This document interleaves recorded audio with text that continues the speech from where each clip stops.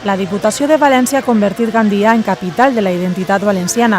A la Casa de la Marquesa s'ha inaugurat Memòria de la Modernitat, l'exposició itinerant impulsada pel president Jorge Rodríguez que mostra les joies artístiques d'una institució amb 2 segles d'història. Estaven els fons propis de la Diputació, estaven en els magasins i no n'hi havia manera que allò se traguera. És la primera volta que se fa una exposició d'aquest tipus des de fa 200 anys que tenim el patrimoni. Un centenar d'obres de Sorolla, Pinazo, Ferrandiz o Carmen Calvo que deixen constància de la modernitat de la corporació que, entre altres avanços, es va anticipar al que avui serien les beques Erasmus i va concedir a les dones artistes el mateix protagonisme que als homes.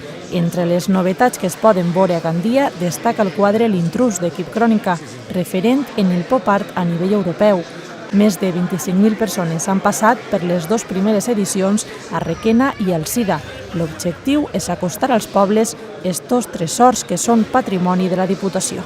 Traure la cultura i l'art al carrer, dir-li a la ciutadania que és el seu patrimoni i portar-la al territori, també molt important, perquè la Diputació podia haver fet aquest exercici que ha fet en altres ocasions de quedar-se a la capital, al cap i casal, i sin embargo ha volgut portar-ho al territori amb una forma molt clara de dir-li a la gent que això és seu.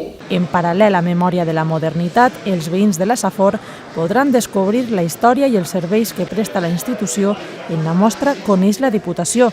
Les 2 exposicions es podran veure fins al mes d'agost, moment en què faran les maletes i es traslladaran a Ontinyent.